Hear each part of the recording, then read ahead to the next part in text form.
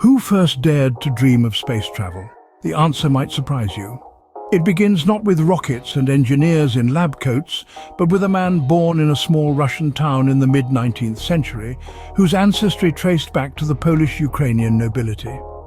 This man, Konstantin Tsiolkovsky, is a heralded pioneer of astronautics, yet his origins are as diverse and intricate as the cosmos he aspired to explore.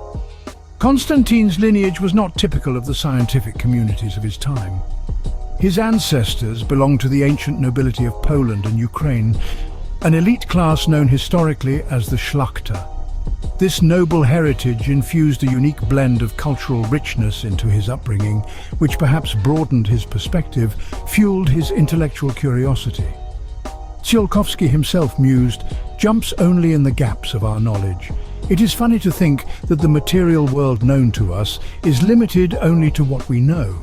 There are gases, liquids and solids of infinitely varied properties and densities. There are also an infinite number of intelligent beings, not composed as on Earth and not of the same materials." Now another question arises. Should there be these beings struggle, competition, mutual extermination, as we find in the earthly world? All this is partly possible, but as in the conscious earthly world, the feeling of enmity, by virtue of natural and artificial selection, will gradually be replaced by feelings of solidarity and unity under the supremacy of the highest chosen genius. So the same, and even to a higher degree, is inevitably in the world, incomparably more extensive and perfect than the earthly world.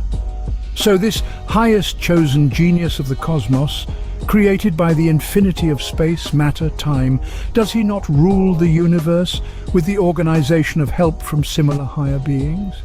There might be a ruler for each solar system, a higher ruler for the Milky Way, even higher for their group floating in the etheric isolated mass, etc., up to the very highest or genius of the cosmos.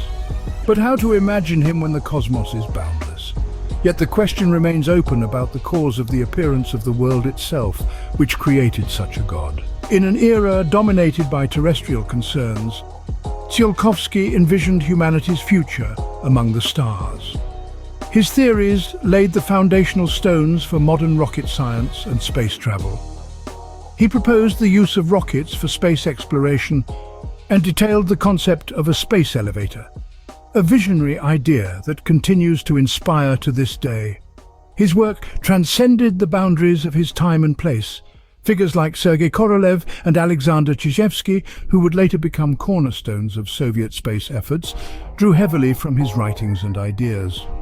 Tsiolkovsky's legacy is a tapestry woven through the fabric of global space exploration, highlighting the profound impact one individual can have on the future of humanity. Thus, from the noble estates of Eastern Europe to the starry skies above, Konstantin Tsiolkovsky remains a beacon of innovation and inspiration. His contributions remind us that the journey to the stars is not just about technological advancement, but also about the human spirit's relentless quest for knowledge.